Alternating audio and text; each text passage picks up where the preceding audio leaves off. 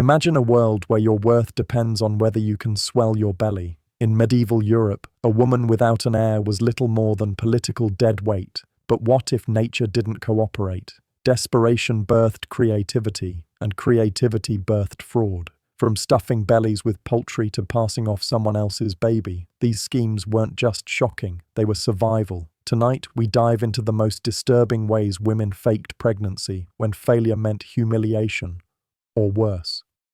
The chicken belly trick picture. A noblewoman in the 1300s, draped in velvet, pearls glistening on her neck, and a dead chicken strapped to her gut. Yes, you heard that right. Forget silicone belly prosthetics. Medieval Europe's version of maternity fashion was poultry-based. The process was as grotesque as it sounds. The bird was gutted, hollowed, and then bound against the woman's torso with cloth. As weeks passed, she would add padding or stuff more feathers inside, creating the illusion of a belly that grew just like a pregnancy should. But the trick had flaws. Feathers sometimes poked through her gown, betraying the lie. The smell, oh, the smell was worse. Without refrigeration, the chicken rotted quickly, turning every banquet into a game of, is that stew or her womb? Courtiers wrinkled their noses, but few dared question her. After all, confronting a noblewoman about her suspiciously poultry-scented pregnancy wasn't exactly safe. The biggest gamble came later. If she miscarried, she had to explain why her miracle child gave off the aroma of roasted dinner. Imagine untying the belly wrap and dropping what looked more like a half-cooked entree than an heir talk about a feast gone wrong. And yet, somehow, it worked. For a while. Beer and bloating. Now, strapping a rotting bird to your belly felt a little too feathery. There was always another path, the medieval beer diet. And by diet, I mean gallons of frothy, unfiltered liquid bread. This wasn't your crisp modern lager. It was thick, yeasty sludge closer to porridge than Pilsner. The trick was simple. Drink until your gut ballooned. A distended belly looked convincingly like pregnancy, especially when paired with dramatic sighs and a hand resting protectively across it. The side effects, however, were impossible to ignore. Imagine waddling through a great hall, belching like a cannon, with gas that could clear a feast table. Servants whispered that some expectant mothers spent more time staggering drunk than knitting baby clothes. And when the swelling wasn't enough, women doubled down binging so much ale that their livers cried mercy. Some even died before their due date, leaving behind not a baby, but a legacy of vomit-stained gowns and confused husbands. Yet the illusion was powerful. A red face, a bloated belly, a stumble here and there are perfect symptoms of a difficult pregnancy. Who would dare accuse a noble lady of being drunk when it was so much safer to nod and say, "Ah yes, the baby must be kicking"? Stolen infants at dawn.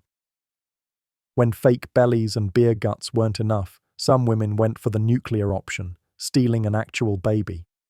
It happened in the shadows of dawn, when screams of childbirth masked the sound of armored boots. Servants were bribed, midwives coerced, guards dispatched to snatch a newborn from a peasant's bed before the mother even cut the cord. Imagine the horror, a villager waking to silence, the cradle empty, the midwife swearing it was a stillbirth, while the baby was already being paraded as noble blood in a castle miles away. To the nobility, it wasn't theft, it was providence. Convenient providence that just so happened to arrive after 9 months of conveniently suspicious belly padding. These babies grew up in velvet cradles, never knowing their origins, while grieving mothers were left with nothing but broken bodies and lies. And if anyone dared to expose the ruse, the punishment was swift. Accusing a noblewoman of kidnapping her heir was a death sentence in itself. It was the most grotesque sleight of hand, motherhood by theft, heirs by abduction, and power born out of someone else's labor pains. A dark trade in life itself, pillow stuffers and rags. Of course, not every woman had the power to command midnight kidnappings. Some relied on a simpler, scratchier solution. Pillow stuffing. Forget smooth maternity gowns. This was the medieval DIY version of a pregnancy bump. Women crammed straw, rags, or lumps of wool beneath their dresses, layering them out month by month until they appeared convincingly round. The problem: straw doesn't stay put. One moment you're holding court, sighing about morning sickness, and the next puffed. A wad of hay slips down your skirt like a runaway scarecrow. Imagine the awkward silence as nobles stare at a noble baby bump spilling across the stone floor. Cue the quick save. Ah yes, a sign of God's harvest blessing. The itching was unbearable too. Wool scratched, rags reeked, and straw left women red raw beneath their gowns. And yet, the charade held because who in their right mind was going to question a lady's belly in public? It was safer to pretend the noble child was kicking than risk losing your tongue to a suspiciously prickly queen. Cheap, itchy, absurd, and somehow effective. But if stuffing yourself with straw felt humiliating, don't worry. Things got far darker when professional liars joined the game. The midwife conspiracy. When rags and beer bellies weren't enough, some women brought in professional midwives willing to gamble their necks for coins. These weren't the kindly birth attendants you see in paintings. These were fixers. Scheming, sharp-tongued women who knew exactly how to fake swollen ankles, forge medical signs, and coach their patrons in the fine art of moaning believably through a non-existent labor. The deception didn't stop there. Some midwives went full theater, smuggling in a real newborn at just the right moment. Curtains drawn, incense burning, noble ladies screaming for show, and voila, the baby appears, delivered miraculously from a womb that had never housed it.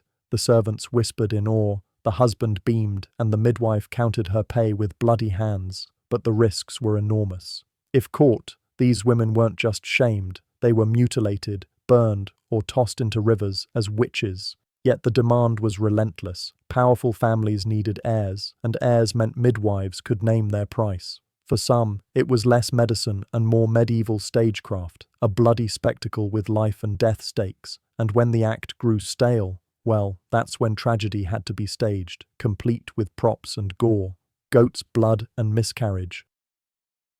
Theatre. Sometimes the only way out of a lie was to end it in a blaze of gore.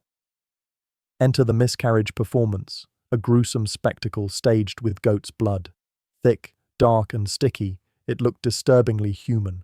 Buckets of the stuff were hidden under the bed, ready to be spilled across linen at the perfect moment. Picture the scene. Servants rush in at midnight to the sound of screams. The noblewoman thrashes, clutching her belly, while the midwife wails about God's will. Sheets are soaked, candles flicker, and the audience watches in horrified reverence. The baby, declared lost. Sympathy, immediate. Suddenly, the suspiciously short pregnancy is no longer a scandal, but a tragedy. It was theatre, pure and bloody. A performance meant to silence critics and reset the clock for another miraculous conception later. But the smell of goat lingered, and whispers always followed. After all, how many noble heirs were lost to this same misfortune? Still, better to be pitied than exposed. In the medieval world, grief could be faked as easily as pregnancy, just adding blood, sobbing, and a dash of holy theatrics, hiring stand-ins for the wealthiest. Why bother with chickens or goat blood when you could outsource the whole ordeal? Enter the pregnancy stand-in. A servant girl, chosen for her fertile body, carried the actual child, while the noblewoman strutted about with her carefully padded belly. 2 pregnancies, 1 womb, 1 real, 1 fake. The deception was elaborate. The servant was hidden away in a back chamber, her swelling body kept under lock and key. Meanwhile, her mistress appeared in public, sighing about backaches and nibbling sweetmeats for the baby. When the time came, the servant delivered in secret. The infant was spirited away, placed in silk blankets, and presented as the noblewoman's very own miracle heir. But there was always a risk. Servants had tongues, and tongues wagged. One whispered rumor, one slip of the handmaiden's tongue, and the whole scheme unraveled. If the servant spoke, she was silenced, sometimes permanently. The noble lady, of course, remained untouchable, swearing she had birthed the child herself. It was a dangerous ballet of lies and stolen wombs, and yet, compared to what came next, drugs, poisons, and hallucinations, it almost seems civilized. Herbal tricks and hallucinatory symptoms. If props and stand-ins weren't enough, some women turned to nature's own pharmacy, a cabinet of herbs that could twist the body into imitating pregnancy. Parsley seeds, pennyroyal, and other dubious concoctions were swallowed to swell the gut, disrupt menstruation, or trigger violent vomiting. To the untrained eye, it looked convincing. Missed cycles, bloated bellies, endless nausea. The perfect checklist for a medieval pregnancy. But some went further, dabbling in herbs that toyed with the mind. Hallucinogens that made women swear they felt a baby's kick. Midwives dutifully nodded, priests muttered blessings, and husbands beamed with pride, all while their wives were tripping hard on medieval plant poison. The irony was brutal. Many of these herbs were toxic, damaging livers, kidneys, and hearts. Some women poisoned themselves to death trying to maintain the illusion. Nothing says motherhood quite like vomiting blood while insisting it's morning sickness. And yet, the performance worked until the final curtain fell, because in the end, whether by rotting chicken, stolen baby, or a belly full of herbs, the truth always surfaced. And it was never pretty. So there you have it, the grotesque art of fake pregnancy in the Dark Ages. Women strapped chickens to their stomachs, drank themselves bloated on beer, stole screaming infants in the night, and even poisoned themselves with hallucinatory herbs, all to convince the world they were fertile, worthy, powerful. It wasn't just deception, it was survival, performed on a stage where failure meant ruin. Next time you scroll past a modern gender reveal, spare a thought for the medieval mother-to-be who risked her life faking a bump with straw or feathers. Because in that world, pregnancy wasn't just biology, it was politics, power, and occasionally, poultry.